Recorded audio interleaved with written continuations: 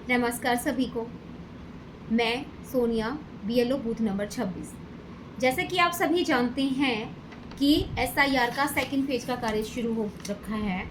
तो यहाँ समझने वाली बात है कि जैसे ही हम फील्ड में जाते हैं, लोगों को ऐसे हमें नोटिस मिला हुआ है, नोटिस देने या कैंडिडेट स्वयं बूथ पर भी आ रहे हैं कुछ। तो समस्या यहाँ आ रही है कि लोग कह रहे हैं कि भाई हमने तो अपने फॉर्म जमा कर दिए थे, हम दोबारा क्यों आ रहे हैं, हमें क्यों परेशान किया जा रहा है। इस तरह के क्वेश्चंस हैं उनके फील्ड में।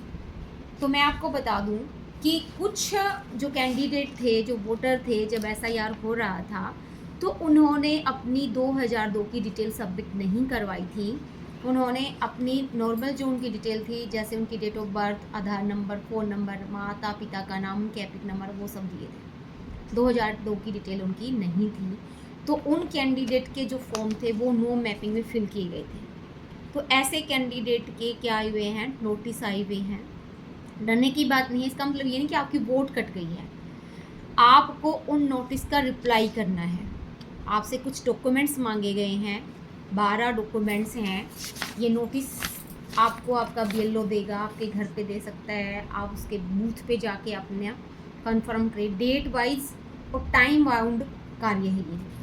हर डेट में इश्यू हो रखे हैं, उसी डेट में जाकर आप अपनी हियरिंग करवाएंगे। और नोटिस के पीछे आपको ये डॉक्यूमेंट्स की सूची दे रखी है, और जो आपने फॉर्म भरा था उस टाइम भी उसके पीछे इसकी सूची दे रखी थी कि भाई आप कौन कौन से डॉक्यूमेंट्स अपने जमा करवाएंगे ताकि आपकी जो है वोट सुरक्षित रह सके। दूसरा क्वेश्चन ये है कि जिन्होंने अपनी 2002 की डिटेल दी थी, अब सबसे ज़्यादा डाउट उनका है। वो कह रहे हैं कि जब हमने तो 2002 की डिटेल को सबमिट करा दिया था, अब हमें आप क्यों बार बार परेशान कर रहे हैं। तो समस्या ये है कि 2002 में सपोज करो किसी का नाम राजेश कुमार था।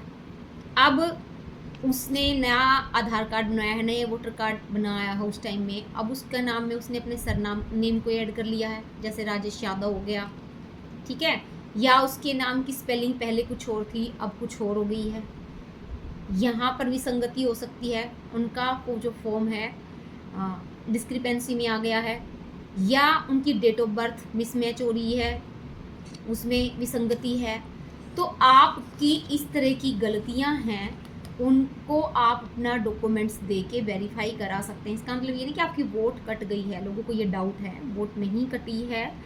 आप अपने बीएलओ से संपर्क करें, उनकी हेल्प करें, और जो डॉक्यूमेंट हैं वो आप उनको जमा करवाएं। उम्मीद करती हूँ आपको ये जानकारी अच्छी लगी होगी, समझ आई होगी, आपके डाउट क्लियर हुए होंगे।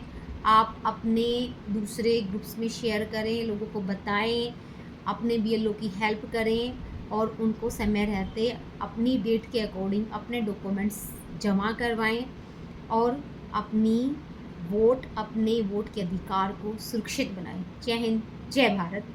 स्वतंत्रता दिवस आने वाला है, उसकी पहले से ही हार्दिक शुभकामनाएं और बधाई।